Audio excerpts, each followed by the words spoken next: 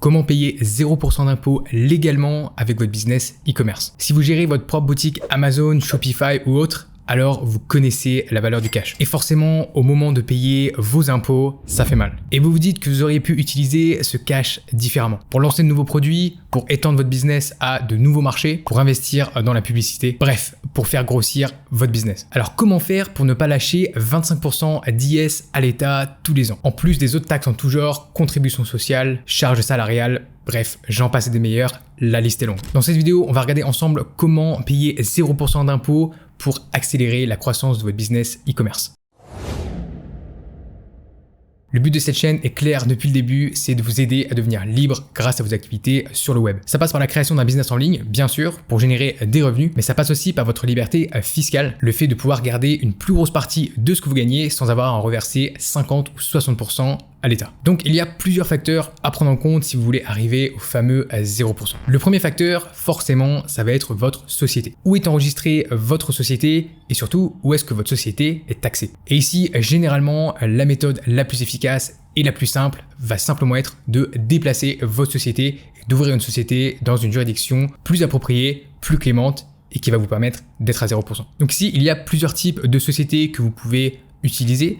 D'abord, il va y avoir les sociétés qui sont tout simplement à 0%, point barre. Là-dedans, on va retrouver les free zones à Dubaï, mais aussi des sociétés dans des endroits un petit peu plus exotiques, souvent sur des îles comme les îles Caïmans, les Bahamas, les Seychelles. Le souci de ces sociétés, en général, c'est qu'elles vont être moins fonctionnelles et donc moins adaptées pour faire du e-commerce ou même du business en ligne en général. Ça va être plus compliqué pour avoir des comptes Stripe, des comptes PayPal, des comptes en banque et globalement pour gérer votre business. Un deuxième type de société qui peut vous permettre d'arriver au 0% est ce qu'on appelle les sociétés transparentes. Sur ce type de société, eh bien, l'impôt ne va pas être directement appliqué à la société, mais il va passer à travers la société. Donc la société est dite transparente pour des raisons fiscales et l'impôt va être appliqué sur les directeurs de la société à titre personnel. Donc du coup, ce sera du ressort de votre pays de résidence fiscale, d'où l'intérêt de choisir le bon pays. Mais on voit ça plus loin dans la vidéo. Donc les sociétés transparentes, ça va être par exemple les LLC aux États-Unis si elles sont détenues par des non-résidents américains, les LLP en Angleterre ou encore les LP au Canada. Donc ici, LLC veut dire Limited Liability Company,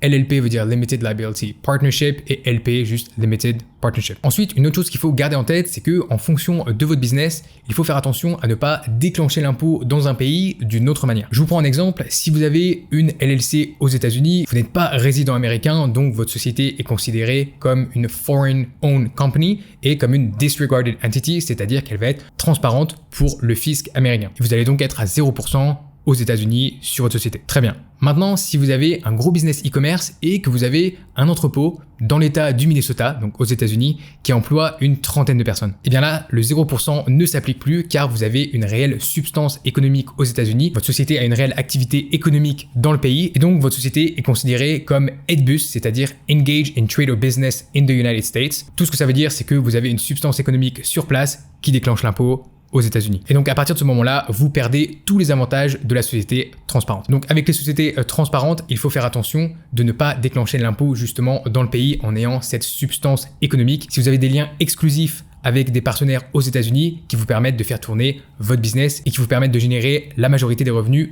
de votre entreprise. Par contre, ne vous inquiétez pas, vous avez totalement le droit de vendre à des clients américains, d'utiliser des prestataires américains à partir du moment où ces prestataires travaillent pour d'autres personnes et pas exclusivement pour vous comme des employés. Et c'est aussi le cas si vous avez du stock, de la marchandise aux États-Unis dans des entrepôts qui offrent leurs services à des centaines, des milliers d'entreprises. Ça va être le cas d'Amazon, ça va être le cas de gros fulfillment centers, de gros 3PL aux États-Unis qui vont avoir des dizaines, centaines, milliers de clients. Donc vous n'avez pas une relation exclusive avec ces prestataires-là. Donc dans cette situation, votre société reste transparente et à 0% aux États-Unis accessoirement. Il y a une deuxième situation qui peut être assez gênante et à laquelle il faut vraiment faire attention. Si par exemple vous avez une équipe marketing qui bosse pour vous, pour votre LLP au Royaume-Uni, à plein temps depuis la France, et bien à ce moment-là, vous allez avoir un problème. La France peut considérer que vous avez un établissement stable en France, que vous avez créé une substance économique en France avec cette équipe marketing qui travaille pour votre société exclusivement. Et la France peut décider de taxer une partie des bénéfices de votre entreprise. De manière générale et avec un business en ligne assez simple, c'est-à-dire vous, peut-être vos cofondateurs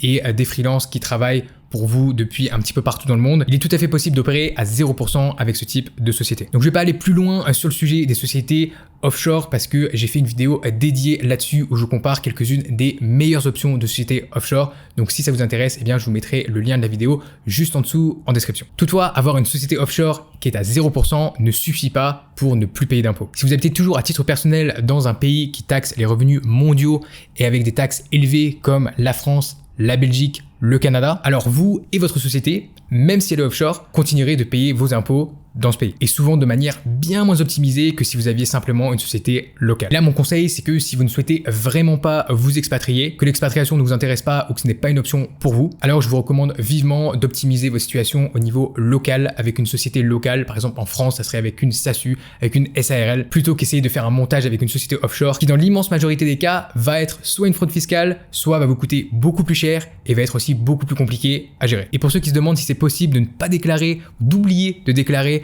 les revenus de sa société offshore au fisc français ou au fisc belge, sachez que c'est tout simplement de la fraude fiscale et que vous vous exposez à de grosses amendes. Même si vous laissez l'argent à l'étranger, même si vous ne vous payez pas de salaire, même si la société est anonyme, vous prenez d'énormes risques. Le but ici, c'est de réduire vos impôts et pas de vous envoyer en prison. Et donc, vous l'avez compris, la deuxième pièce du puzzle, celle qui fait fonctionner votre montage au complet, va être l'expatriation, c'est-à-dire le nouveau pays dans lequel vous allez devenir résident fiscal à titre personnel. Forcément ici, le but, ça va être de quitter le pays dans lequel vous habitez en ce moment, dans lequel vous êtes résident fiscal, qui a une taxation élevée et sur vos revenus mondiaux, et vous expatrier dans un pays qui offre un bien meilleur cadre fiscal. Alors ici, il faut différencier plusieurs types de taxation personnelle. Le premier, tout simplement, ça va être les pays qui n'ont pas d'impôts. Donc ce sont de vrais paradis fiscaux. On va retrouver les Émirats Arabes Unis, les Bahamas, Monaco, les îles Caïmans. Le deuxième type de pays, ça va être des pays qui ont une taxation dite territoriale, c'est-à-dire que vous êtes soumis à l'impôt seulement sur vos revenus de source locale et non sur vos revenus qui proviennent de l'étranger. On va retrouver dans ces pays le Panama, la Thaïlande, la Malaisie et quelques autres pays. Donc ça, c'est un petit peu vos seules options si vous voulez avoir un zéro pointé en termes d'impôts.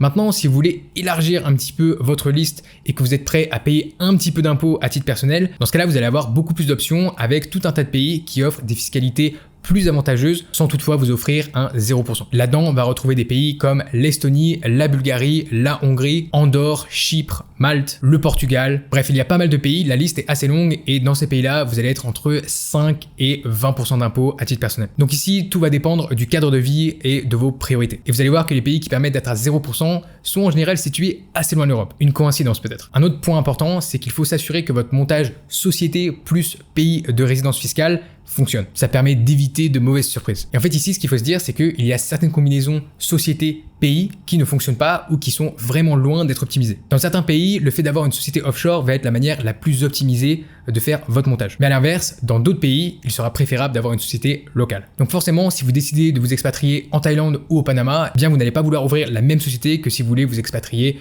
en Andorre ou en Hongrie. Et c'est pour ça que pour moi, il n'y a pas une société qui est meilleure que toutes les autres. Tout dépend vraiment de votre situation, de vos objectifs et de vos priorités. Donc attention aux conseils qu'on entend parfois, comme quoi par exemple la LLC américaine est la meilleure structure pour tout le monde, pour tous les business, quel que soit le pays dans lequel vous habitez. Je pense que c'est tout simplement faux. C'est pas aussi simple et ce genre de conseil peut être assez dangereux. Donc si le sujet de l'expatriation vous intéresse, j'ai créé une formation qui regroupe une base théorique solide pour comprendre les concepts de fiscalité internationale, des tutoriels pas à pas pour ouvrir votre société offshore et mes meilleurs conseils pour choisir votre nouvelle résidence fiscale et vous y installer. Je vous laisse le lien pour consulter le programme de la formation juste en dessous dans la description de la vidéo. Donc en optimisant votre société et votre pays de résidence fiscale, vous pouvez arriver à 0% d'impôt sur les revenus de votre business e-commerce. Maintenant, il y a un troisième type d'impôt sur lequel on pose pas mal de questions. Comment le contourner, comment arrêter de le payer? C'est la TVA, la fameuse TVA qu'on affectionne tous. Donc certes, c'est indéniable, c'est un impôt et c'est vrai que ça fait mal quand on voit des virements partir pour les gouvernements français, anglais,